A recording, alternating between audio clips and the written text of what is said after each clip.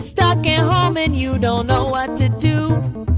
Hold on, baby, Rhonda Shear's got you. Grab your computer, log on, baby, you got the power. It's the Rhonda Shear Social Hour. It's the Rhonda Shear Social Hour.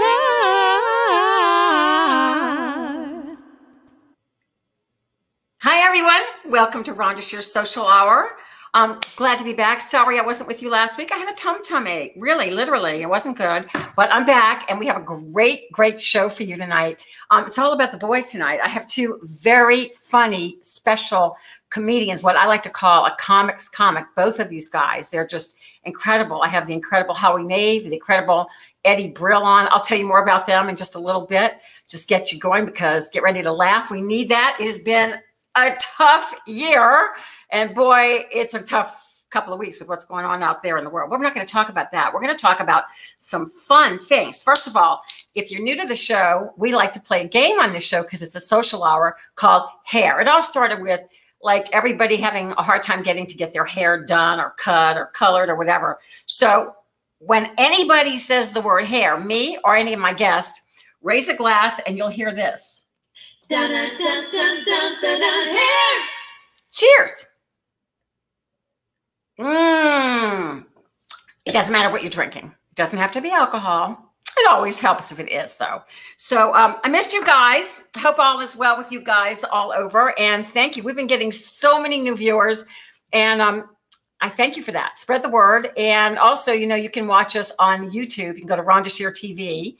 And if you do go to YouTube, please subscribe. I'm trying to get 50,000 followers by tomorrow morning. So please go there. And we're also on Twitter. And you can obviously, Rhonda Shear Social Hour, go to our site, write us, tell us what you want, who you want to see. There's all kinds of goodies you can buy because I love to get my promos out in the front. My brand new Up All Night mask. Aren't they the best? So we have 4 of them. You can buy them 1 at a time, 2 at a time, or 4. They're very reasonably priced and they're so darn cute and they are lined with cotton.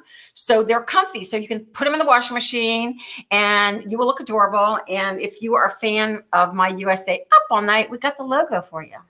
And if you're a fan of how I looked many years ago, then we have a little silhouette. So they're great. So I want you to get those and stay safe because we're going to be wearing these long after vaccinations and I mean, we're going to become that country that when we go to the airport, we're going to be wearing masks. So anyway, that being said, I would like to start off the show with, we always start the show off with Professor Cocktail. He's a dear friend of mine who likes to whip up a special cocktail to start the show with. And let's see what Professor Cocktail's whipping up for us this week. I never know. I never know. So enjoy and I'll be right back with our first.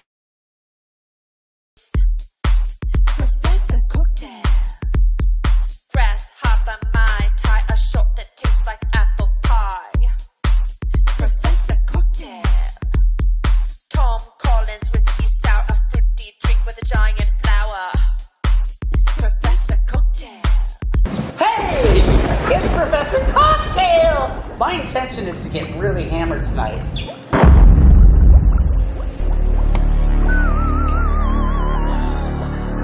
Boy, that was a strong one. I think it's because it was like 7 shots of vodka in this one. This is my drink, by the way. Vodka and soda. Because I like everything vodka-ish. Okay, tonight we're going to make the very special somebody's request. A brass monkey. You know, those monkeys. Okay? And in this drink, it's 1 ounce of dark rum, 1 ounce of vodka, and 1 ounce of orange juice, and a little bada bing. Okay? Where's my glass? Okay, first we do ice. Okay, so we got a nice little short glass. Did you hear that? Okay, we got our little shot glass here. We're going to start with the dark rum. They always talk to me, these things. Of course. Of course. Come on out. There's the dark rum. Okay, 1 ounce. You can never get enough of a good thing. And then we do a little vodka, same amount, because you know, dark rum and vodka mix very well. Just ask yourself after 5 or 6 of them. You'll trust me. Okay. And then we got a little orange juice, which we have down here in our little cooler.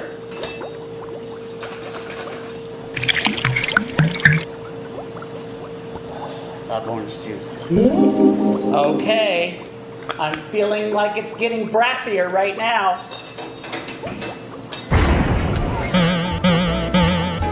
And then we have to do the Professor Cocktail mix.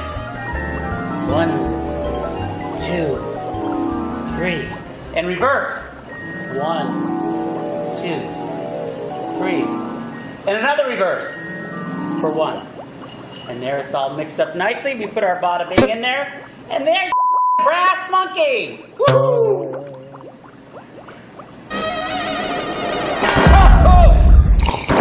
No one is available to take your call. Oh, we'll see you next time. I gotta go take a shower. Pink lady, cold mode baby, gonna make the drink and don't mean maybe. Professor Cocktail.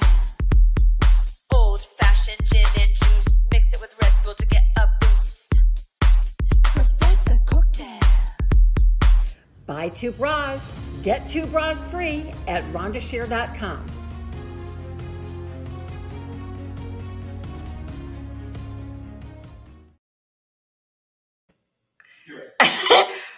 I love Professor Cocktail. Is he not the best? We want to hear what you think about Professor Cocktail. So let us know. And if you have a special drink that you want us to make, or you want Professor Cocktail to make, I should say, Rhonda Shear, socialhour.com.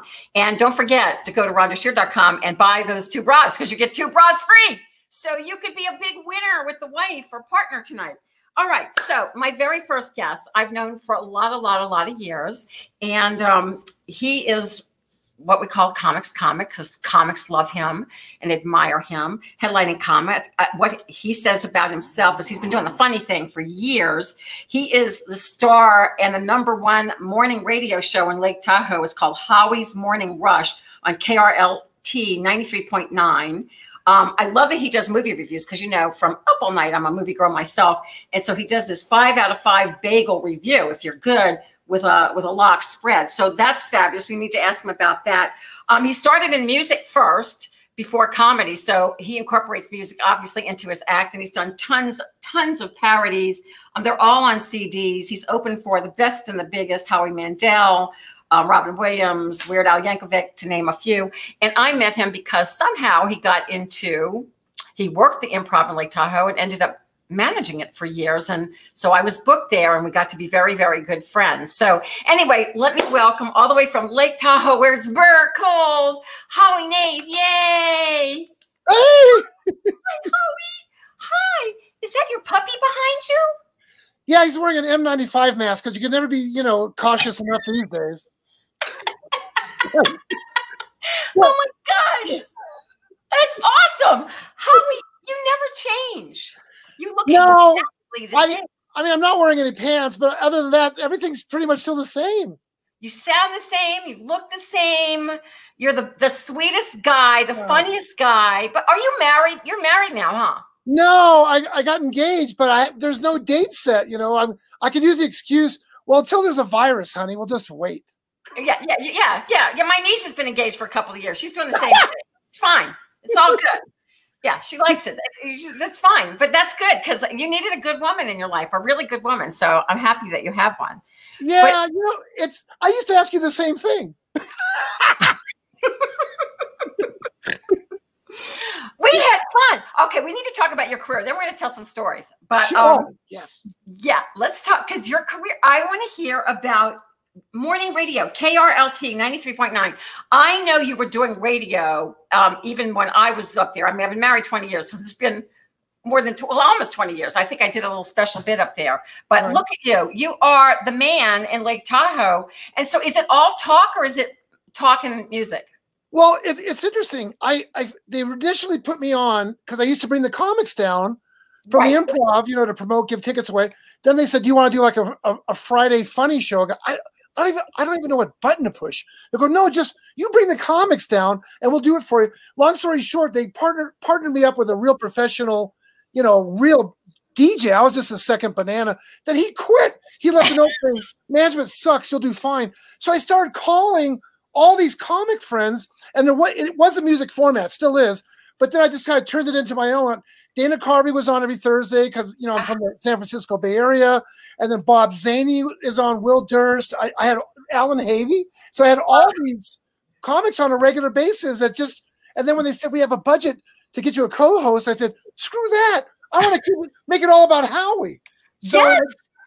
So how long have you been doing this? If you count the times I've been fired, a total of 17 years. I've outlived 8 general managers. That's fabulous. Yeah.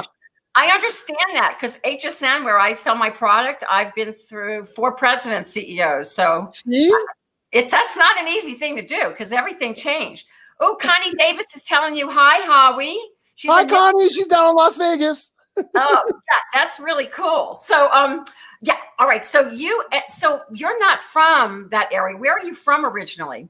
The Bay Area. I was born and raised in Palo Alto, a place I could never afford to move back to. And then, I started later on the road, you know, and if it hadn't been for Bud Friedman, the founder of the Improv, who instantly with a handshake made me his host and manager and the MC. And man, I'll tell you, that was a gift. And then we ended up coming up to the lake.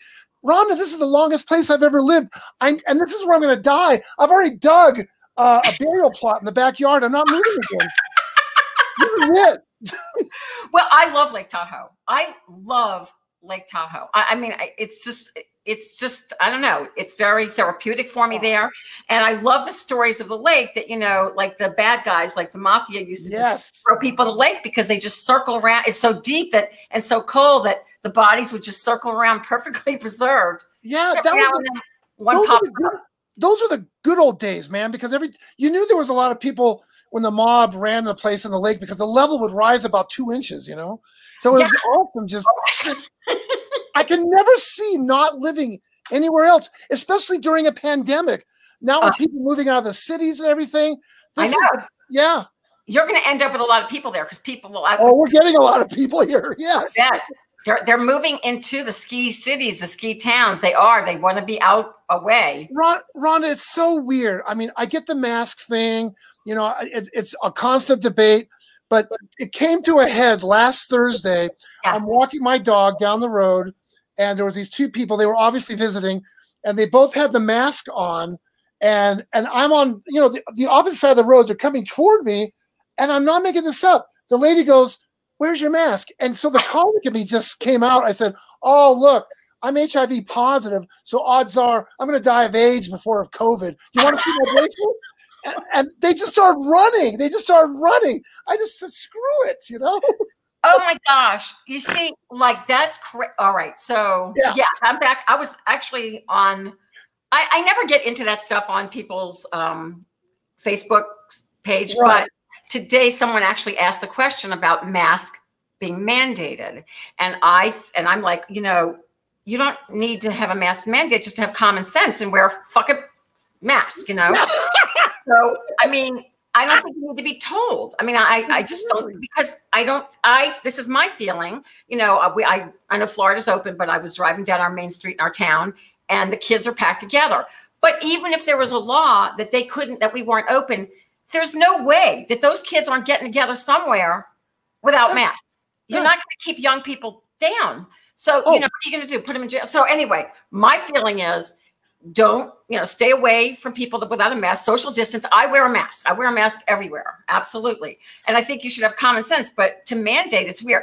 And I feel, this is just my opinion, I feel like it's very weird that you were on the other side of the street and somebody said something. It's one thing if you're in the grocery store. Rhonda, it's even weirder because, as you know, Lake Tahoe, we're right down the middle, the state lines. We have California on one side, Nevada on the other. So when Governor Newsom says something, and then you have Governor Sisolak on the Nevada side, they say, so you could maybe go into a place to eat on the Nevada side, but you can't on the California side. So I joke on the radio, oh, that's right, because the virus stops at the state line going, oh, that's right, I can't cross. That would be just great if you were walking down the street and they were from the California side telling you that. Hi, Andre. We have some regulars. Hi, hello from Portland. So yeah, it is. That is a crazy story. And I haven't been in that situation, I have to say, only because my husband and I don't go out much. And we haven't been in a grocery store. We haven't been out to eat one time. We do go to doctors and to the vet. We hand the dog through so my niece is a germaphobe on a good day. Oh, I mean, she's like a really bad germaphobe, like a Howard Hughes kind of germaphobe. So I tell her, so with this, it's off the chart. Like, I mean, she's still wiping down the groceries. She's wiping down, it's just crazy. So I tell her, I went to the vet and I had to put the dog through the window. She's like, oh, but the dog came back in. What did you do when the dog came back in the window? I said, well, I don't think I'm going to breathe the dog hair. And I could be wrong, but I think COVID's actually it's a virus. It clings to your nostrils, but I'm not that, I don't want to think about it. I'm not sniffing. It's like so weird. Like this went on for like an hour. Like she was mortified that I put the dog back in the car after being at the vet. You know, I'm like, well, it wasn't, you know, it's just a little crazy. In some ways it's too crazy, then some people are too lax. I agree. And Rhonda, I don't know about you, but it's really weird. I mean, because I've had the radio show for as long as I have, and I host all the comedy shows at night, and then write for the Tahoe Tribune and whatnot. It's, in a way, I hate to say it, but it's been kind of a blessing. Hey, off virus. Is the fact that now that I've got evenings free, I'm learning how to make my own food. I know, and doing a damn good job too. That you're doing a darn good job. So are you still managing the club? I don't know. I mean, no. What happened was the improv. Bud finally sold his interest in the improv. Okay. So him and Mark Lano sold it. So went to Levity. You know, this is inside stuff. You know, I know Robert Hartman and all that. So then I started Howie's House of Comedy at the Loft. That ran for a while. And then things were going great at the Hard Rock Hotel and Casino. I said, there it is. Look at that, right? We were sold out until March 15th was our last day. And then boom, everything got, shut down. So now it's been no comedy since then. But will you go back to that? Because COVID will end eventually. Will you go back and do that again? Yeah, yes. And it's going to be really interesting how people are going to want, because you know what it's like in comedy. It's always best when you're right up in front of the stage in a closed, crammed kind of quarters. It's going to be weird to be 6 feet apart. You go, hey, is that you laughing? Well, I haven't been to any clubs here, but I don't know if you know Vicky Barbalak, but who I love, and I've been, met her in the beginning before she was so famous. She was on one of my early shows. But anyway, Vicky just came here and headlined Side Splitters, which is a huge club. It's a great club. So, but I didn't, it was funny. We were going to get together and she goes, I don't want to get together with you because I just flew. And I thought that was very sweet of her. But I mean, I was just wondering, I wanted to ask when I hadn't asked her, was the club at full capacity? I mean, first of all, comedy clubs kind of freak me out because you're laughing. I mean, yes. Spit is coming out. I mean, you want that, so, and your comic is spitting at you in the audience. So I don't know, but I do feel like people desperately need comedy and theater and laughter. You and I both know there's never been a better time for laughter. And thank God you've got this format to do this, and it's so weird. And it's almost like, it's so tragic. The one art form that we need more than anything else, it's still kind of stifled on. I've got 35 minutes of fucking killer pandemic material.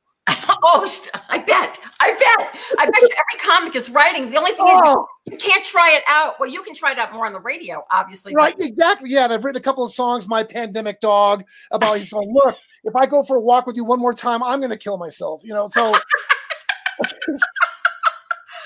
Wait, so tell us about your CDs, because you've done all these, I knew you did music, but I didn't know that you had put out so much music. Yeah. I was really lucky when I was asked to open for Weird Al because, we were both on I don't know if you remember the Dr. Demento show, nationally syndicated. And that's how Weird Al got started. So he did all these great parodies, and I got to do my original comedy songs like It's Hard to Be a Jewish Cowboy When You Want to Date a Country Girl, and I Was Born the Wrong Religion All Because of Circumcision. The hits, But then in my act, I would do parodies of a lot of the songs, and because that's all I knew at first when I went on the road. Because before I did stand up, I was opening for these huge acts in stadiums. Everyone from Neil Young, Wow. Patricia Yearwood, and then the comedy club was a different mindset. I had to come up with material and then end with a couple of the comedy songs. And actually, Howie, the hardest thing to do in comedy, I think, is to host. You know, to literally, you know, put the show on and host it between comics. At the table. Yeah. It's the hardest thing. And I mean, I know from what the stories I heard back in the New York, the improv, you know, I have Eddie Brill. Do you know Eddie Brill? Eddie's a great guy. I love Eddie. Great guy. Oh. And, you know, I want to hear, you know, because back then to host on at the improv or, you know, the clubs in New York was a big deal. I mean, that was like an honor, but you know, when you're an opening act, you're like, I don't want to host. You know, you want a middle or whatever. But I mean, you have done the road, you've done radio. And I think radio, I love radio. I used to love it in the morning. Oh, but you know what? You have to, first of all, what time do you have to get up in the morning to do I'm up at like 3:30 in the morning, believe it or not. And then I take the dog for a walk. I have to cross state lines. So if I'm ever late, I'd say, I had to cross a freaking state, you idiot. So then, but then it's never planned. I mean, I've got certain music. That was the first thing that got me fired. I started dropping the music going, God, this music sucks.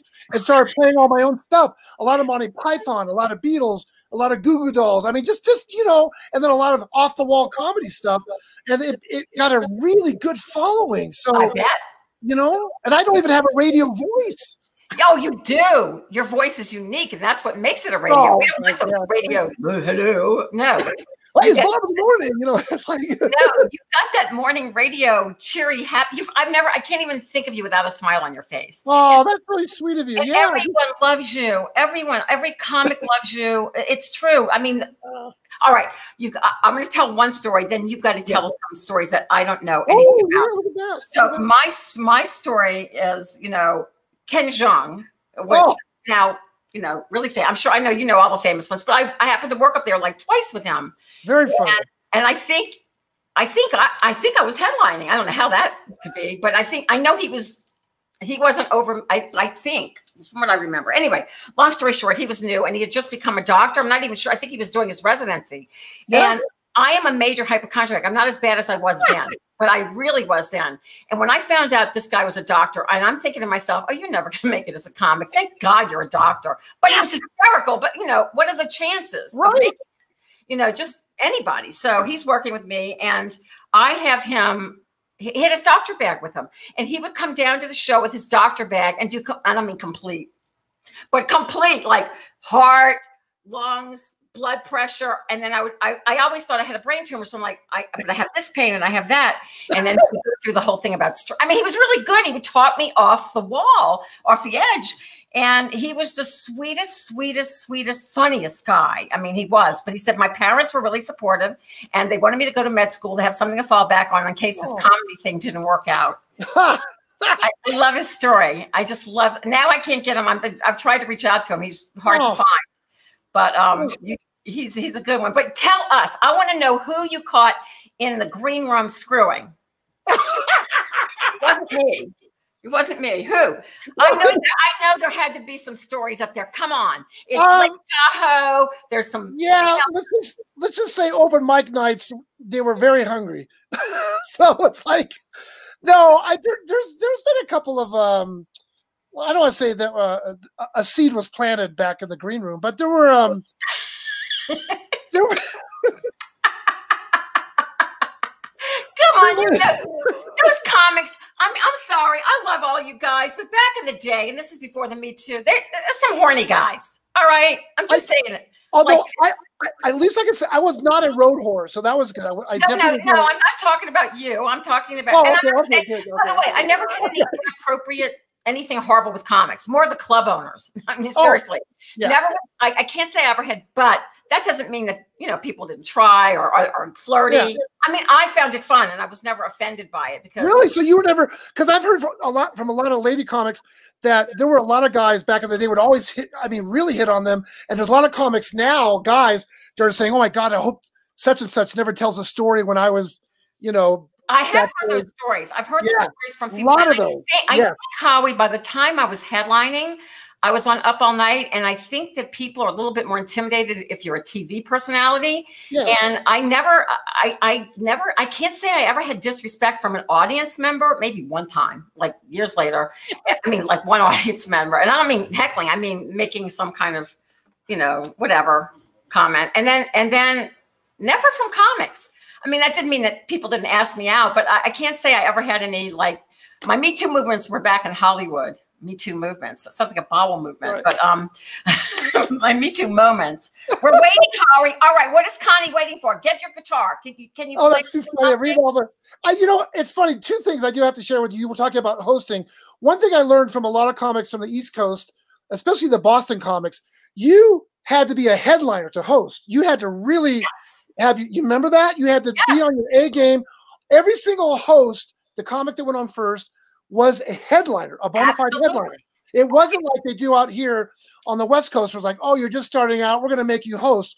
No, you had to set the goddamn table and made it so everybody was, you know, you're going to, it wasn't like you build up. It was already there as the host, and the rest of the comics, and especially the headliner, had better be as good as the host was. Absolutely. That's what I'm saying. The New York comics would it was an honor for them to host. It was a big deal. So in your so you book your own club, right? Yes. Okay, so good. I have two guys on. I mean, you know, Eddie Brill booked for 17 years, the Letterman show, which I think is fascinating. I just want to know, you know, I am such a softie. Like, if anybody goes, could I be on your show? I'd be like, yeah. You want to be a headliner? Go ahead. How do you feel those calls? And I mean, I know a lot's from agents, but I know a lot of comics reach out to you as well. Like, how do you say no? How do you book, and it's interesting to say that, because I go old school. I'll ask a comic who I know really well as a friend, and I'll go off referrals. I'll go, hey, Howie, you got to get this guy on. And I won't even look at his tape or his link or whatever. I can't believe I said tape. That is, Google it, kids. What is but I still go off referrals. I really respect a lot of the comic friends I have. And if they say somebody's really good, because that's how I got started. You know, I couldn't get into any rooms unless, like Will Durst, God bless Will Durst, great political humorist. He helped me out in the Bay Area. So then, long story short, when I had the club in Tahoe, Bud wouldn't book him. So I got Bud to book him. So then that's how it works. And I do have to share this with you real quick. Go ahead. Oh, okay. Your hair looks great. Come on. Oh, okay. Cheers. Cheers. Oh, he's drinking something healthy. It's a fizzy. I'm having a fizzy. What is a fizzy? I see you writing. Wait, hold that other thought. What's a fizzy? I see you talking about fizzies all the time. What's a fizzy? It's part of my special shakes and juices diet, because I've never, ever had breakfast. I could never eat breakfast. And then, so now I'm on this plan with all that fresh vegetable stuff you saw. Yeah. But now I never had a squash before, you know, and so now it's kind of cool I'm getting better. I've lost 15 pounds already. That's great, because I'm on a program too with a dietitian, and I'm totally cheating tonight, and I hope she's not watching, because this is not. No, but so we both know Bud Friedman, founder of the Improv Comedy Club chain, and Bud, Bud with a handshake, hired me with a handshake, no contract. We still, you know, and I was offered other gigs by the other casinos up here to open my own room. And I said, no, I'm just going to stay with Bud. I remember I told Bud when then Caesar said, look, Bud, they offered me a great job. And Bud's voice goes, well, make sure you get a contract, Howie. So, and I said, no, I'm just telling you this because I'm all about loyalty, you know? So that's the right answer. So then that's brought us up to the lake. So when Bud finally retired, he finally did a book. I heard. I've not read it, but I'd love to read it. It's amazing. So here's the deal. The Improv was closed for one night. It was a Tuesday night back October 3 years ago, I think. And of course, I got invited. It was invite only. They had like Judd Apatow, Jay Leno was on it, all these movers and shakers on these comics. And and it was my one night off. I said, I'm going to stay home. And then you get that little talk on your shoulder saying you're going to regret it if you don't do it. So I did. I'm up at 3:30, did my radio show, took the dog for a walk. I'm on the road from Tahoe 11:30 to LA. I get down there 8 hours later, pull up. I got lost when I'm in LA. I pull up at the Melrose Improv, and every comic's there. And this is how weird comics are. We're so damaged. There were comics that didn't want to go up because there were all these industry people in the audience, right? And so David Gee, I love David Gee. He's the one who taught me how to host. He was hosting the event. So David wanted me to go up and talk about whatever I wanted to do. And this is packed with industry people, comics. So I go up and I'm so road worn. You know what it's like when you're just road worn. And I'm looking at this guy saying it's all about loyalty. I thought it was Bud. And I'm going about Bud. And the guy's going, yeah, sure, whatever. And so I'm just talking to him saying Bud. Then all of a sudden I see a sea of fingers going like this. And then I turned. And I wasn't talking to Bud. It was like a Bud lookalike. Bud was right there. And there was a huge laughter because it was so organic, you know? And then Leno had to come up after me. And Leno told me after, he goes, I had to follow you. I can't fucking believe I had to follow you. Well, he didn't say fuck. I had to follow you. But it was so cool to do that. And then I just drove home that night right after because I wanted to get pictures with Bud because I knew that would be the last time I'd see him because he's not going to come up to Lake Tahoe anymore. You know? Oh my gosh, that must have been amazing. I mean, that night must have been really. How long ago was that? How long? About, I think it was. I think it'll be 3. It was 3 years ago this month. Wow. 2 years ago. 2 years ago this month. Unbelievable. I just didn't think he'd ever retire. I mean, I think that's so in his blood. Like, what an honor, you know, and. I mean, when he let you, I mean, I worked the Laugh Factory. I worked all 3 of the clubs. Yeah. He was good to me. I can't say he wasn't good to me. But I mean, you have him down. You have Rhonda, clear the aisle, Rhonda. That is, oh my gosh. I mean, the funniest thing is like when you worked this club in on Melrose and you stood in the aisle, and I told the story to someone else. He would go, out of the aisle, out of the aisle, get out of the aisle. I mean. And then he had the table, and it was the Bud. Yes. And if you were invited to sit at Bud's table, like people would hover around hoping that he would invite you to sit. Exactly. You know? Yes. You know, it's so funny because when it's an industry night at the Improv, people were scared either to go on or scared to go on because other comics were going to steal their material. Oh, Rhonda, that night, Rich Scheider went up, who I think is a great comic. He did a great book about being on the road.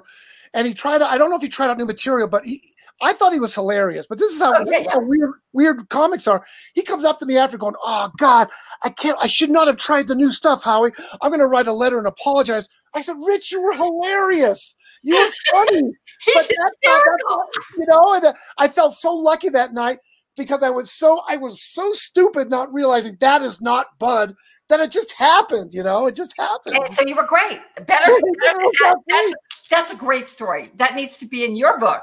Which people have told me I need to work on my own book with Lake Tahoe as a backdrop. All the people have been on my radio show, podcast, or who I've been fortunate to open for. Not just a star fucker picture, but actually worked with the artist. You know. Well, you and I talked about that. People you're really friendly with. I don't know if you ever worked with Cherise Saveron, but she was on. She was one of the early comics. I used to do a lot of showcases when I first started doing stand up, and I got women on stage because I literally went to a local deli and I got them to open a room upstairs, and there'd be like 10 people. But we were working, and then I got when the Laugh Factory was this big, I talked Jamie Masada into giving us a girls' night on Monday night, and he did that. So I did things.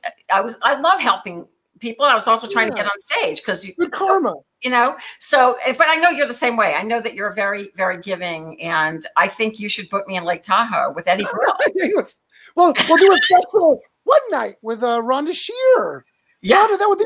Are you still doing stand up when you find time at all? I mean, no, now. You know, it's funny. I did it a few years ago, and a couple of years ago, and I really loved it. And I have. I can't even tell you how many people want me to just get back into it. And there's a piece of me when I'm around all you guys, it's like, I really want to do it. Even if, just because now it's easy for me because, I'm married, so that material's rich. It's kids and the bra business. Oh, the bra business. I mean, I've gotten women out of the stage from out of the audience, and I ask them what size they are, and they never know. And then I measure them. So you can imagine that is a funny bit. And, with their permission, of course. But well, Rhonda, you're at a point now in your life. It's fascinating that you really don't have to do quote unquote material. You could just tell stories. That's what I love doing now. That's what the best part is. That's where the funny comes from, is the stories. That's what I love doing. So I've done a lot of entrepreneurial speeches, I didn't know. I somehow went from comic to entrepreneur, and it's been really cool. I didn't know it. I won awards as an entrepreneur, not as a comic. But anyway. You remember your mom, God bless your mom. This was at the Reno, it was then the Reno Hilton, the Improv. Your mom comes up to me. She was so funny. She goes, look, I'm just doing my Jewish, I sound like Judy Gold. I go, look, why don't you go out with Rhonda? You're a nice boy. And then you told me, I told your mother, the funniest line you ever told me was, your daughter only has one egg left. And she said, it's a Fabergé. And Howie, you never even listened to my mother. Now I'm mad at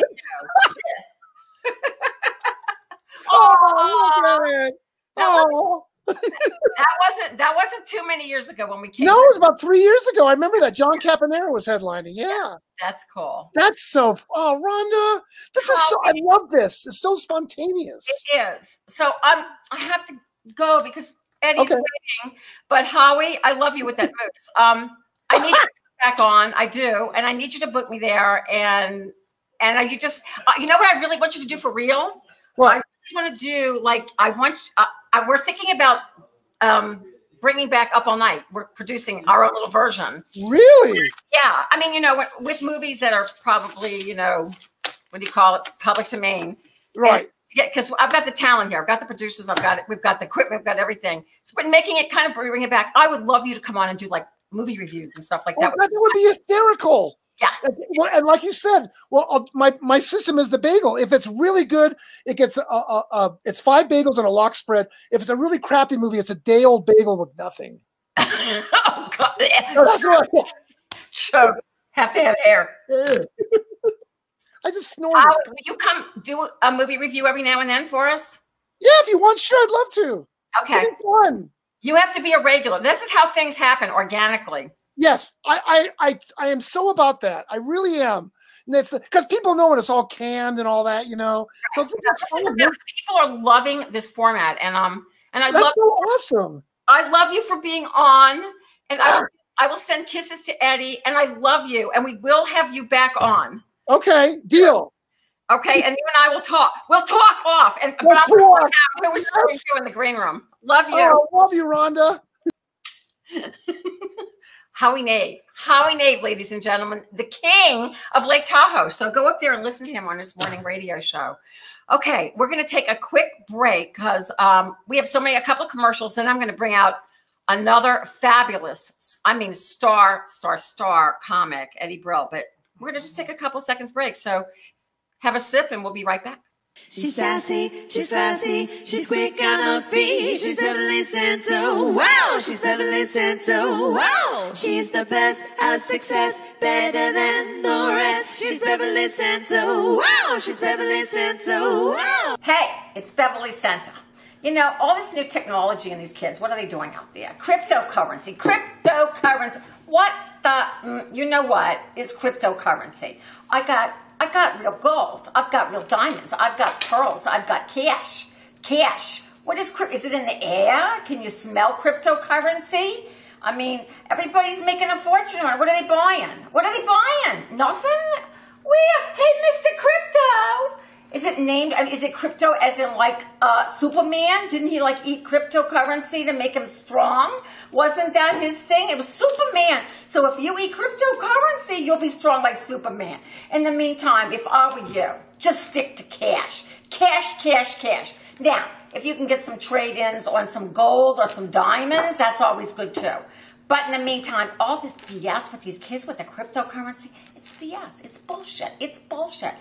You heard it from me, Beverly Santo. It's all about cash and diamonds and jewelry and pearls and stuff. She's Beverly Santo, wow, she's Beverly Santo, wow, she's the best at success, better than the rest, she's Beverly Santo, wow, she's Beverly Santo, wow. Hi, it's Rhonda Shear, and you may remember me from USA. Up All Night. Did I get you through puberty when you were a mere teenager?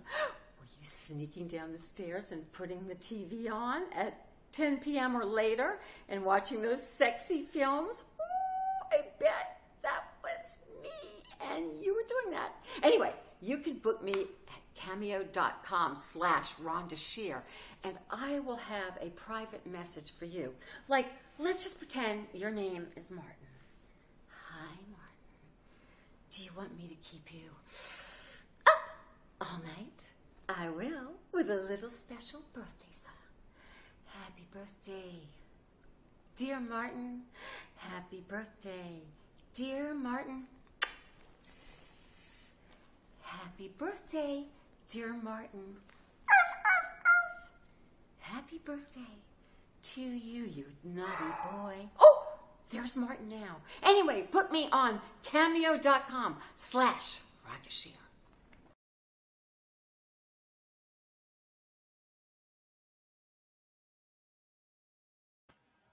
Yes, you can put me on cameo.com/Rhonda Shear, and I won't act nearly as dorky as that trying to be sexy thing. Okay, so I'm excited to introduce my next guest. I have to read a couple things because he's got just a long list of credits. He's fabulous, and he's a friend, and he's the nicest human being. But anyway, this gentleman is internationally successful. He's recorded over 100 television shows in, I love this, in 6 different countries. 3-time winner of the MAC Award winner for Best Male Stand-Up Comic in New York City. That's a huge big deal. He performs at numerous corporate events like ESPN and Hyatt hotels. I love this part because this just fascinates me. He was the talent coordinator for David Letterman for 17 years. That just blows me away. He's also the creative director of the Great American Comedy Festival that honors Johnny Carson. He's always been a pioneer. He's always done his own thing. He teaches stand-up comedy worldwide to comedians young and old.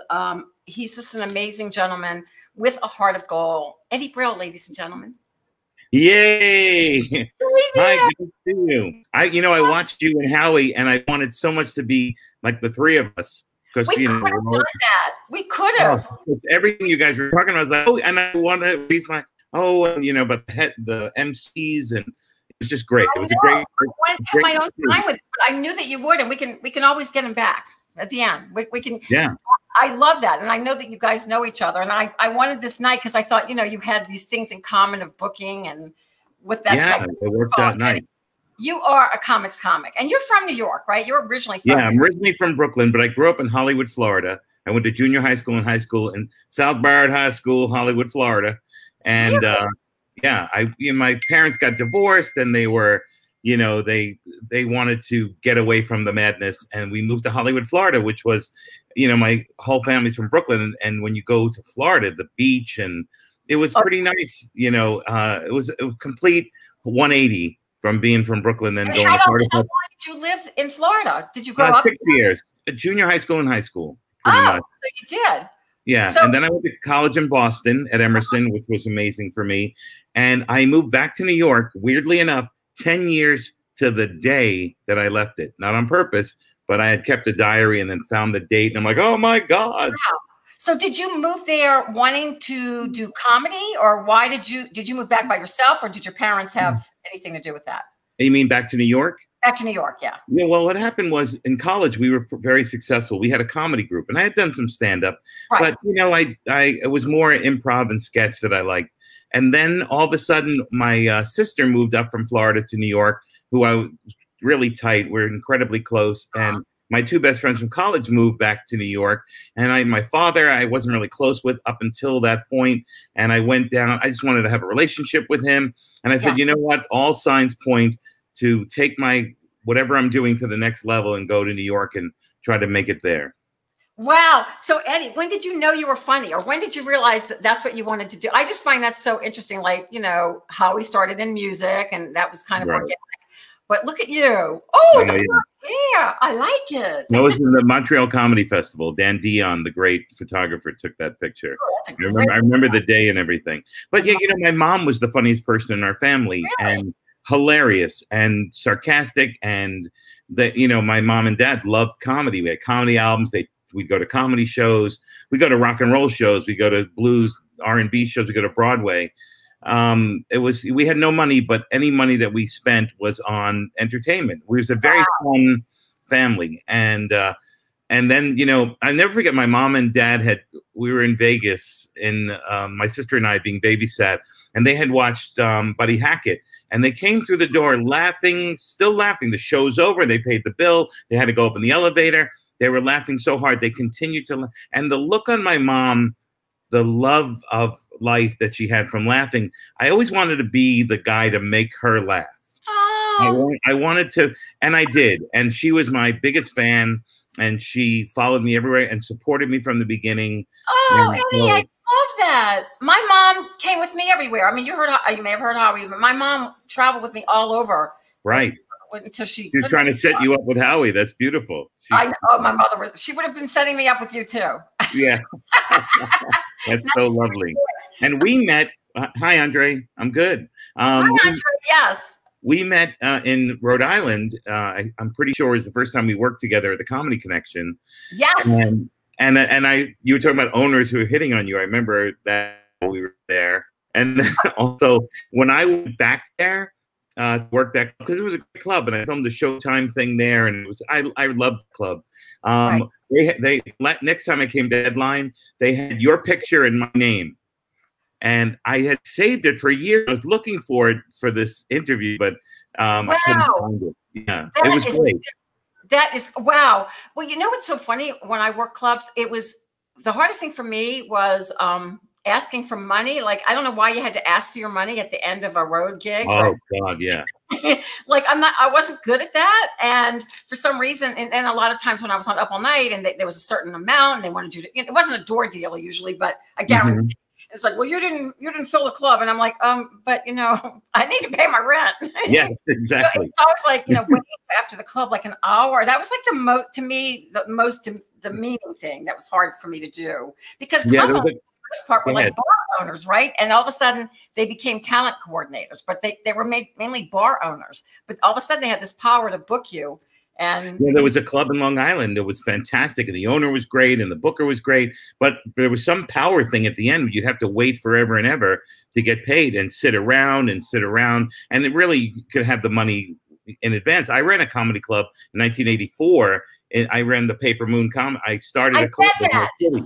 Yeah, I started this club, and then I eventually gave it to a guy who turned it into the Boston Comedy Club. It was the same club.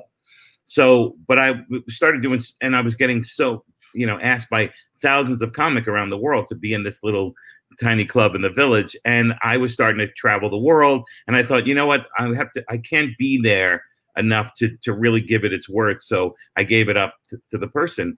Wow. But you get ready, you pay the person. You have the money ready. And my club, you know, if we made more money, the comics made more money. And if we, you're a performer. I'm a comic. So yeah. You're a performer. But so you started, so you worked in Boston.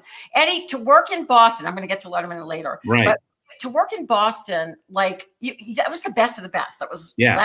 It was like you had to be just amazing. Like it was right. I mean, I worked Boston Comedy Club.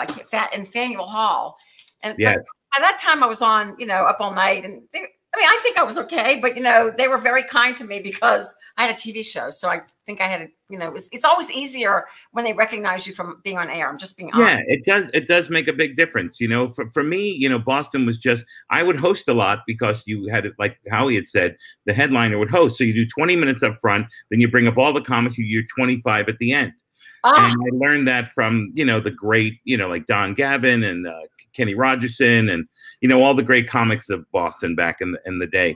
And they not only were great comics, but they were very caring. And they would, like Don Gavin came up to me in a show at Stitches in Boston. And some silly bit I did about Mr. Magoo, which I don't remember the bit. But Gavin came up to me and gave me a line for it and said, that's such a funny bit. And here's this line. So there was, you know, it was a hierarchy as far as who's been working and who gets the headline, but they all looked out for the young comics. And I vowed to do that my whole life. I love helping people. And I think it's not even about karma. It's just that, you know, sometimes I look at someone, I go, that person needs to know that one. Sometimes it works out. I've made definitely more matches, like people. Yeah. Yeah. But was there any older comics or anybody that you looked up to, or any of the greats that you were like, I love him, or Carson? Oh yes. Well, you know, the top two for me were Carlin and Pryor, and I got to meet and become friends with Carlin. He loved my comedy. He actually did a line of mine once. That was sold to him through somebody else. I'm really good. He actually asked me to teach his girlfriend to do stand-up, and I said, "But you're George Carlin." He says, "She's not going to listen to me. I'm her boyfriend." You know, so it was the dream come true to have the guy you respected and adored to, you know, to come to you and ask you to do things comedy wise. And I have a million stories about him, how he just, other people heard great things where he said, oh, I love that Eddie Brill. And one time he came up to me and said, my brother and I love your comedy. Whenever you're on TV, call us. And it was ridiculous. It was like, honor. I mean, you know, and then if a crowd doesn't like me, deep down inside, I'm like, well, George Carlin likes me, you know. Oh my God, what an honor. I mean, because he really is, to me, the father of modern comedy. Yes, instead of he is. But then, you know, there's, you know, there's a different kind of comedy, because I did come in sketch and improv stuff. Is that Lily Tomlin what really inspired me, and I got to work with her on a show, a British television show, and she loved my comedy, and we were hugging and squeezing, and I couldn't believe it. You know, I mean, my life is full of Joan Rivers helped me with my very first Letterman set. You know, I saw her in the airport in Milwaukee. It was about 10 days before I was going to do my first Letterman thing. I had met her before with a bunch of comics, and I went up to her and I was like sheepish, you know, I don't want to bother you, but I'm a comic. And so we talked. We got on the plane. She asked the woman next to me to trade seats with her. And so she sat with me, and the whole flight, she made me go over my set with her. And she gave me advice and stuff. And while I was on stage in that glory of being at the Ed Sullivan Theater, doing my first Letterman set, I felt Jones and David Brenner, who helped me as well. I felt Jones' presence while I was on stage. She was, she was funny and amazing. Amazing. I knew Joan, and she put me on her show a few times, and she was amazing, and she was kind, and she was giving and loving to comics. Always. Yeah. I love that story, because that's Joan. That's her, that she would want to help you out and help a comic. How many times were you on Letterman? I know you did the warm up, but how many times? I did the warm up for the 17 years. I did, you know, Zoe Friedman, you're talking about Bud Friedman. Bud's daughter Zoe was the booker at the show, and I got on the show because of Zoe, you know, her booking me. And so that was really good. And then I did the show a bunch of times. And then in 2001, Zoe decided to move to LA to work in Comedy Central, because she got this killer job. You know, she's pretty amazing. And so she got this job where she was going to have a lot of responsibility. She get to live in LA, be with her father, you know, all this kind of stuff.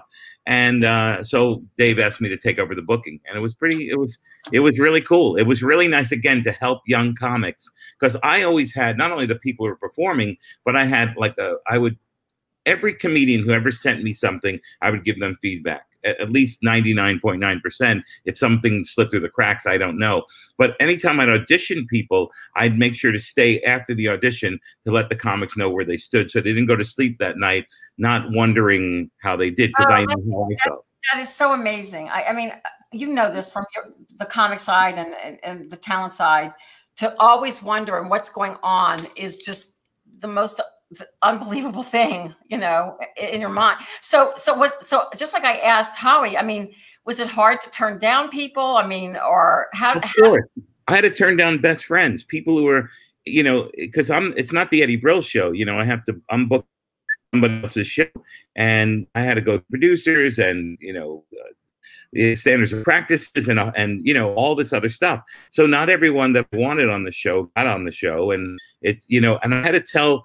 I think I had probably 7,000 people contact me, and for 15 spots one year, or, you know, and I had to put on the regulars, like, you know, Wendy Lee and Jim Gaffigan and Brian Regan and Jake Johansson, the people that Dave loved, did it every year. And then you had a few spots for some new people, and I would really try, but I had to tell 99% of the people no, but I tried to do it in a way that was nice and loving and caring and honest, and but not everyone loved that. The comics all love you. So that's, you know, because definitely the Tonight Show, I don't remember the name and I don't care, but, you know, I know the booker. I never auditioned for the Tonight Show as a comic, but I know that booker was really tough and not necessarily a nice person from my friends who were on there. But at least I got I learned from those people not to be that person. You know, I learned, you know, but not everyone loved to hear no. So not everyone was happy, you know, and there's nothing I can't, you know, and we were talking very early in the interview, because I heard the whole one, you want to be nice to people. You have to learn you can't please everyone. And it's so hard for me to not be able to do that. And then, you know.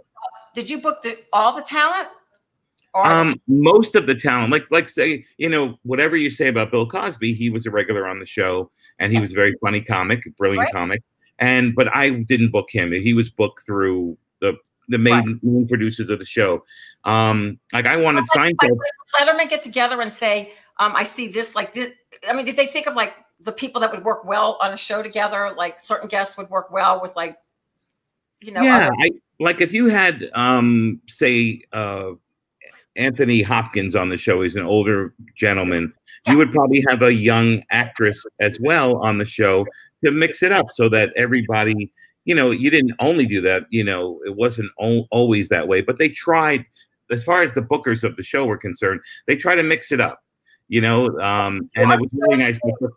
You are just such a sweet person. I met David Letterman. Like I did believe it or not, I was like really young and did a game show pilot, and he was like one of the judges on there. It was the only time I ever. But he was the most intimidating guy to me. I mean, he was so funny and sarcastic. But I could see that. I mean, literally, I was 23 when I met him. That was the time. But I mean, how was it? I mean, I know you were friendly with him, but was it always good, or was there ever any like behind? Well, you know, the great thing, one of the greatest things about working there, and it was 17 years in that incredible theater with that brilliant broadcaster, David Letterman. You know, he was tough on us in a good way. Like cameraman was Walt Cronkite's cameraman. His writers came from Harvard. His executive producers they were some of the most amazing people. The way they would edit if they had to, or whatever they did, it was really, they were the best of the best. The lighting person. He's brilliant. You know. He's right. Brilliant. So you have to take your game up to that level. So he challenged us to take our game to the top level, and we did. And it's fun to play up there. You know, the big boys and girls. What an honor! Like you and Howie, I mean, you need to write a book too. I mean, people love. I've written 325 stories, but I have to find a publisher. It's kind of hard during this time. People are not jumping at publishing. You haven't published a book. You haven't not written. Yet. I've written 325 stories so far, and I have a few more to write. I mean, I could write another 100. But I'm hoping that I can get a publisher because the stories are pretty amazing. You're going to get a publisher. Oh my gosh, you're going to get a publisher. I know you will. Good. I mean, I know you will. Good. It's harder today. I know a lot of people end up self-publishing, but for you, you won't. With the name Letterman and your name, just amazing. So you know, you were talking about. My husband didn't even know this, or maybe he did. Honey, are you over there? I'm telling a story to Eddie too. But you know, I love what you said, that you like to tell the talent immediately the feedback so that they wouldn't go home wondering. Well, I auditioned for MTV a million years ago. I mean, like literally before Downtown Julie Brown was on the air. And I was young, and I don't think I started stand up. I think I was working with a partner back then. I was in improv class. I'm blanking. I'm having Harvey Lembeck's workshop. Oh, wow, anyway, very nice.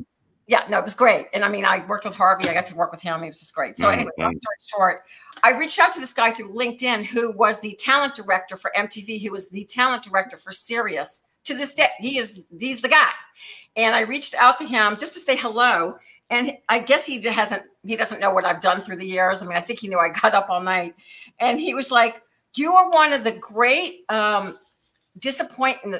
Like, I am so disappointed and sad that I did not hire you for everything, because you were an up and coming star. You had that one bad, no, I was going to say, you had that one bad set of stand up in New York, and I judged you on that, and I shouldn't have. So I mean, this is like I just got this like a week ago. Oh my God. Yeah. That's what happened to me with the guy from the Tonight Show, who was booking the comics back in the late 80s and early 90s. I went to Montreal and did a set, and he said, I can't believe I didn't see you and book you. But he could just be saying that anyway. You could, well, I don't know if it's true. I mean, I know this gentleman wasn't, because I mean, he went out of his way to really write a long thing to me, and he wonderful. He said it a couple of times, and I was like, but I was just starting stand up, and I was working in like a Madonna petticoat, and I hadn't found my voice yet. It was right. It was before Up All Night, so I didn't have that confidence. So I was in New York and totally out of my league, but I was doing stand up, and so I did this 5 minutes, and I'm sure everybody in the audience was like, huh? But But you have a bad set. Well, that's when I would look for comedians for Letterman. I didn't judge people on one set. You know, I would watch them again and again because I know. And then even if they didn't have a great set, if I could see that spark in them, I always say that Nina Simone, that, you know, that untethered soul, would go and would just see them again. And you know what's funny? My friend Chris, my best friend Chris Phillips, who I went to college with, who writes all the music, not all of it, but most of it for Dennis Leary. Chris and I auditioned together for MTV to be the first VJs as a team because they never had a team. And we got down to the final 5. And you know who beat us? Downtown Julie Brown. So we were close. We went all the way to the top 5. So I'm the same person. We'll have to talk off air about that. But I had Julie on a few weeks back. You know, it's so funny as I've been talking and booking this show and having so much fun reconnecting with old friends. Yes. It's so funny how we've all been like, we're all interconnected in so many different ways. Oh, yeah. I just want to have this room full of these people and just have all of you like together because it's so cool. But then you and I have to talk, you know, my niece loves you. So on a personal note, you know, this note is very chatty. I mean, this show is very chatty. My niece, Bridget, loves you. And I love her too. She knows how much I love her.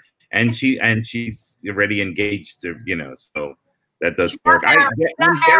She's not married, Eddie. She's not married. I'm the toughest. I'm so tough on me and relationships and all that kind of stuff. I almost had something sort of going before the pandemic. And then, of course, that killed a lot of stuff, you know, still friends, whatever. But you know. So have you ever been married? No, but I have a child who's a comedian who's incredible. That's awesome. And I've had 3 incredible relationships like marriage that were amazing, and they ran its course, and they're still friends of mine. It's pretty amazing, you know. No, I think that's great. And you know, it's funny. People like you and Howie, who have been in the business a lot of years and have been on both sides, you guys are the kindest people. Like, you get it. Like, you're so soulful, and I love that. Yeah. I mean, it's mutual. It's mutual, you know. Like, we haven't spoken in ages. You said, let's do it. I'm like, I hope not. That, like, last Saturday was the first stand-up I did in 149 days. There's a new club in Alameda, California. The people who run it are amazing, and I help them as a consultant. I design their room for them. Well, they can't do the room, so they're doing outdoor shows. And I love stand-up more than I do a million things, but stand-up to me is still my baby, and I love my stand-up. And I was able to do it. And your lovely producer contacted me, and I said, you know, I hope they don't ask me this weekend because I was finally back doing stand-up. But this weekend I happen to be free, and so it just worked out so beautifully. Wait, anytime, and you're going to be back on too, just like Howie. I want to have my regulars. So tell me, I mean, we got time. We're good. Oh, good. Wait, we're good. So tell me about, and we're going to show a clip of you, but that's what I love about this format is we can just go. But design a club. Tell people what it takes to have a great club, because I know about acoustics and things like that. I think people would be really interested in hearing that. Like, well, the intimacy is the most important, and not to have too tall. If you want to be intimate, you bring the comedian closer to the ground instead of way up, so that everyone can see you, but you're just a little bit higher than the ground. I even like Caroline's in New York because you're on the ground and the people are up. Yes, I like that even more. And then the other part, if you have a rectangle, say, like, all right, this is a rectangle, and if you put, a lot of people put the stage here or here, and then if you're sitting on the other end, you're not part of the show. So you put it in this the little thing there. It's more like rectangle, you know, like, and so you put the stage here, and you just, so that no one has a bad seat. The best clubs I have ever worked in have been shaped that way. The one in Faneuil Hall was shaped that way. I love that club. The long clubs were, you lose touch with the back, and then they can get loud. Right. Cobb's in the Cannery in San Francisco was one of the best clubs. The best club in the world no longer exists, was in Paris, France. It was all expats who were dying for English-speaking entertainment. And there wasn't a bad seat in the house. The stage was low. And so you feel that, you know, some people are afraid of looking at people. I look right at them. I'm engaged. You know. That's the best part. I could read my audiences. And then for a woman, I would always make sure that I would talk to the women first so that it was okay for their boyfriends or their husbands or their partners. Interesting, yeah. I understand. Laugh at me because I was dressing sexier and I wasn't, you know, I wasn't downplaying that. So I wanted them to know that I was self-deprecating and everything. But what about very smart? Yeah. Doesn't it? I mean, you don't want to put carpet in a comedy club, right? You want to have a wooden floor, right? Yes, yes. Or like, terrazzo, or like a hard floor, so that, you know, when you drop your drink, you know, you get easier to clean. But I had worked at a club in Arizona that was really terrific, and they had this thing on the table. It was like a little candle-looking thing, and instead of the waitress having to bother the crowd, they would light up in a little blue light on their table, so the waitress knew that they wanted a drink. Oh, that's cool. I brought that to the club in Alameda, so everyone has these candles on the table, and the candle turns blue when they want another drink or they want to order food, and you never have to bother. And then, you know, everything was about making the comedian the most comfortable and the audience even more comfortable. And that's this club. Wait till pandemic leaves. You know, the hardest thing, Eddie, at least as a headliner for me, was, you know, I mean, I know you've been doing this for so many years. In a row, 36 years. I started I worked for Rick Bronson, Joe, in Edmonton. Him and his wife ran the club in Edmonton. They were amazing. Wow. Yeah. Thank you for that question. Wow. I was saying that the hardest part about being a headliner was when they hand out the tabs at the end, because people are shuffling for their wallet. And that's when, you know, you're doing, hopefully your story. I mean, what do you tell comics? Because I know, I mean, how do you coach them through that part of comedy, which I think is one of the hardest parts? I say you work the audience some. You know, it's you know, it's reality theater. There's no, you know, you give all the transparency. The checks come out and you just play with them while they're paying the checks instead of trying to shove material down their throat. Right. If the club is run well, they'll scatter the checks and you'll never have to worry about that. It's about, and that's the thing about these guys in Alameda. You know, my friend Lori and Patrick, and Lori was a Bay Area person who, you know, ran the best restaurants in that area. So the food is amazing. Patrick was a comic and a tech guy. So the sound is incredible. The mics that we used, they had a box that disinfected the mics, and each comic had their own mic, you know, which was really, really cool.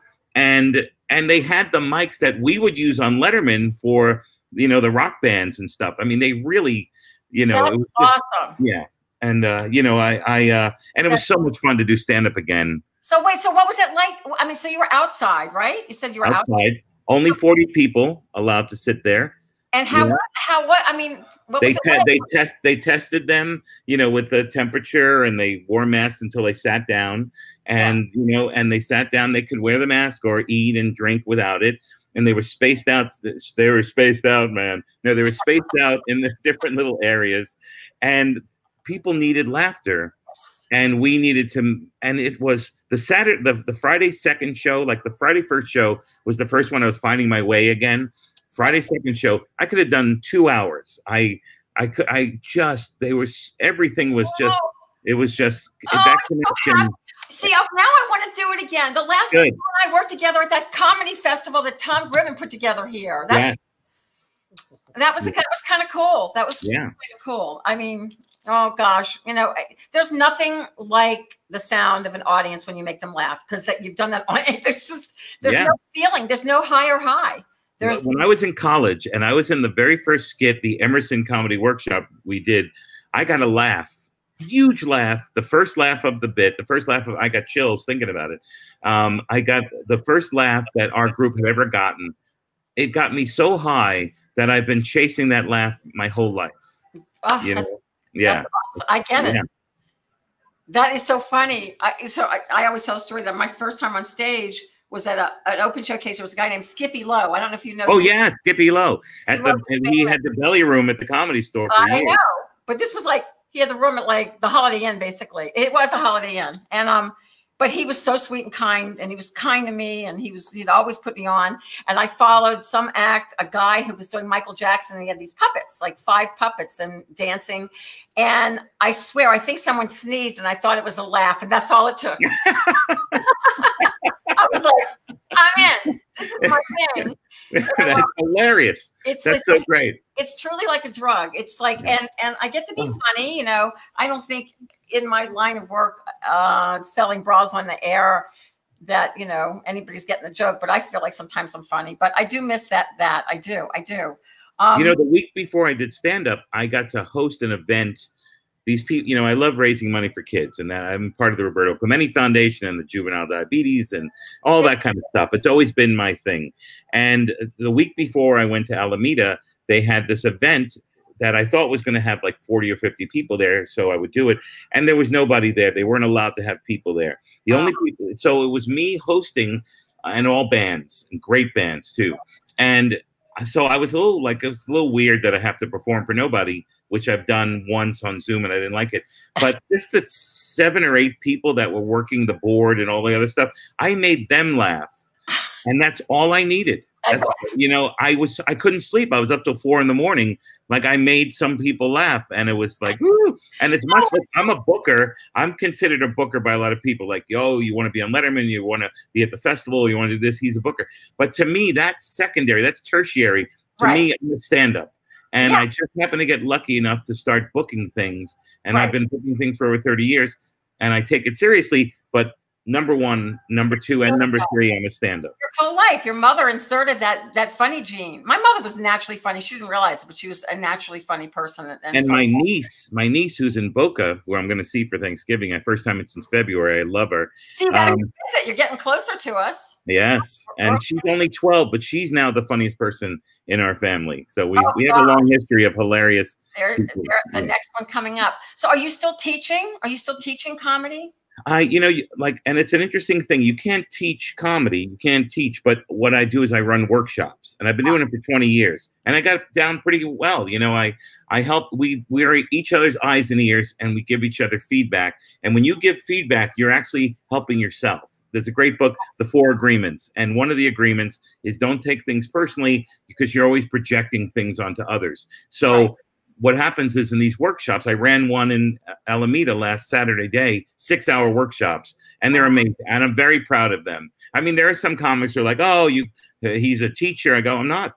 You can't. You either have it or you don't. You know, you have it or you don't.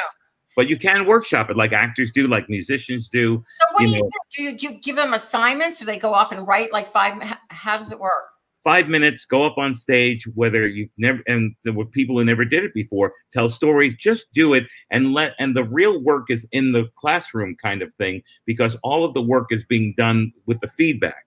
Now, the little trick I learned about 3 years in of the 20 years was the person getting the feedback was not allowed to say anything, because when you're not allowed to say, when you're, like, if I'm telling a story about, tell me a story about MTV and Downtown Julie Brown. Well, I'm doing up my Downtown Julie Brown story because that's how life is. When you're not allowed to talk, you're not queuing anything up. You're hearing for the first time, and you're soaking in. People, you want to defensively, you know, like, oh, but I wrote that joke and I'm brand new at. If you're not allowed to say that, at least you get to hear. What are these 10 people? What is their perception of you? How, you know, isn't it nice to see how other people perceive you? And you don't have to take any of the feedback, but it's nice to hear how people perceive you. Wow. I want to take your workshop. That's good. You know, put together 10 people. I'll come out to you guys, and you know, just to see you know what? I was really talking. Dave Schwensen put me in a couple of his books, and I was very honored. I didn't even know it. Great. But you know, before the pandemic, I was doing, you know, hither thither entrepreneurial speeches, and because I'm very non-compliant and I hate, you know, sitting down and writing anything. I have a lot to say. I have a great story. My husband, blah, blah, blah. So I would just like roll with it and be funny. But I've never put together a true speech. And I know I could probably get booked as a speaker, because my story coming from comedy, then becoming an entrepreneur, is people. That's an interesting story. Well, you could do what I've been doing. I've been doing corporate shows. I did one yesterday, the day before, and it's just like a happy hour where you're talking about your hair. Hold on. Yeah. And people are having beverages, and you sit around, and they tell stories. I told stories. They ask me questions like you're asking me, or more like, what was it like to meet this person or this? And each time it was like a half-hour show that went an hour. And I know you could do that, because look at us. I mean, we could talk for 3 hours, and absolutely. You know, but that's what I've been doing, because Zoom shows don't work when you don't hear feedback. You don't see the people. But I've been doing a lot of these corporate events where I'm just chatting and having fun and answering. Then I do a Q&A. Like someone just asked, what's the hardest part of comedy? Yes. Timing is everything. And it's all, you know, Jim, I think his name was, and he had said, what's the hardest? I think it's the combination of putting them all together where it just feeds, you get better with stage time. And the only way to really learn is to get on stage. Right. And so that makes everything easier. Instead of thinking what's the hardest thing to do, they're all difficult, or everyone would do it. Everything in life is difficult. Though. Starting a business, whatever, it's all a challenge. And I always tell people, if you've got a yen, go to a club and you got to get up and try it. By the way, I forget who, someone said that they tried stand-up at once and their pants fell down. So there you go. That's hilarious. So on a whole nother thing, so talking about Zoom calls, what about that? What's that guy's name? Jeffrey Tubey or? Tubey? Oh yeah. Yeah. What is he thinking? First of all, you know, he didn't think he was being seen, which I make sense. But why Jack when you're doing a thing? You know what I mean? What are you thinking about? What a moron. Well, how can he's with all these big people, like, you know, from the networks, and they're talking about the election and all, like, I don't see the sexiness. I'm sorry. I don't see. No. And not only that, for the rest of his life, you know, I was in my old neighborhood in Brooklyn, walking with old friends of mine. I've never been to Brooklyn. I showed him around. Oh, this is where I lived, and this is where this person lived. Oh, and that's where Scott lived, who shit his pants in the 5th grade.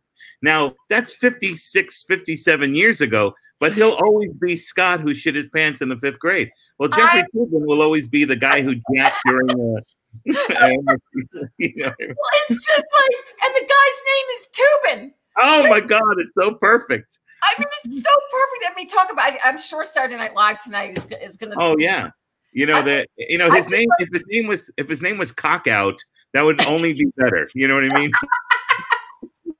I mean, I just don't get it. I mean, if you're on Zoom, you know, unless you're covering the camera with like a quilt. No, I just don't want to see the sexiness. No, I don't want to know. You know, you could do this without pants, but I wear pants in case for some reason I get up or, you know, right. you have to be ready. But, you know, that was just a funny, that was, you know, every now and then, it's something about these people that have this entitlement, like I'll never get caught, or maybe it's kind of sexy. I do. I don't get it. And masturbation is a very weird subject because we are very afraid to talk about it. And I'll tell you a story. It reminded me of a story, which is great. Appleton, Wisconsin. There's a club called the Skyline Comedy Club. First of all, Appleton, Wisconsin is beautiful.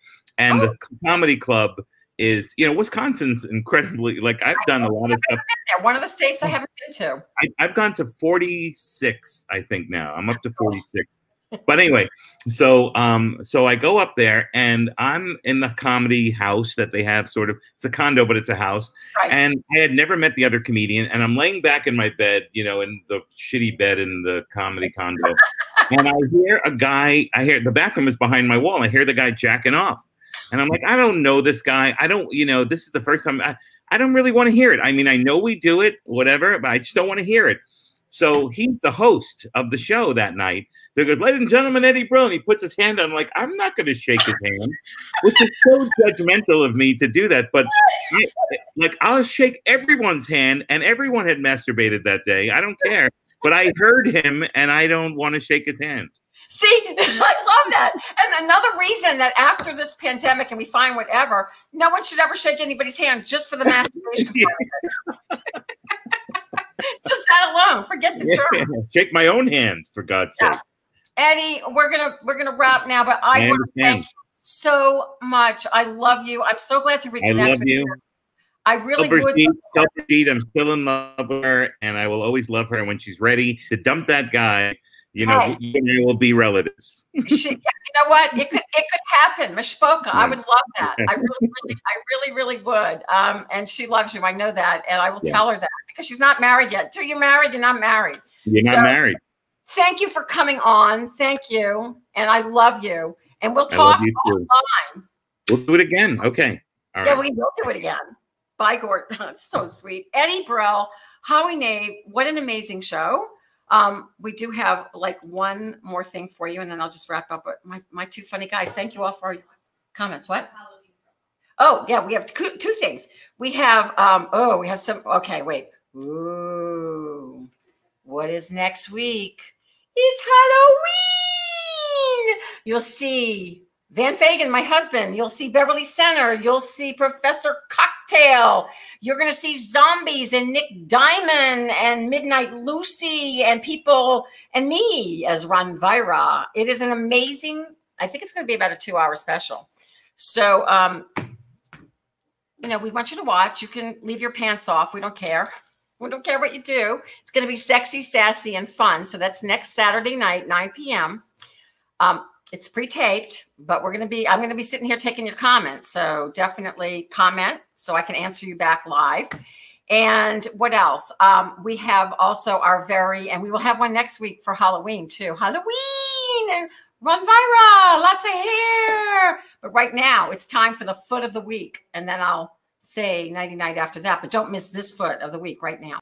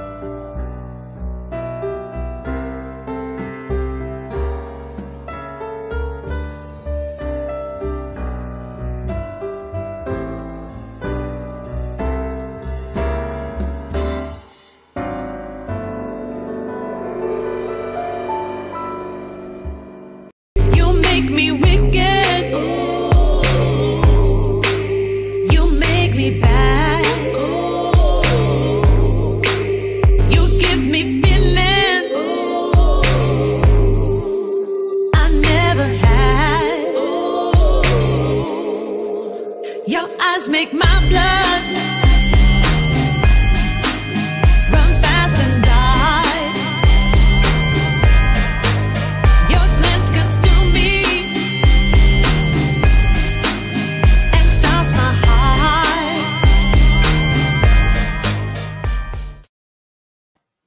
It's a very sophisticated show, and we know you're going to like it. You're going to love it because it's Halloween. It's my favorite time of the year. And I love all of you joining us tonight. I'm so blessed to have had 2 of the gentlemen I had on tonight. Definitely go check them out. Howie Nave in Lake Tahoe. And then we have the incredible Eddie Brill, the kindest, most amazing man and the funniest. So I thank you for joining me. We'll see you next week on Halloween. Get your hair on. Love and sizzle kisses. Stuck at home and you don't know what to do. Hold on, baby, Rhonda Shear's got you. Grab your computer, log on, baby, you got the power.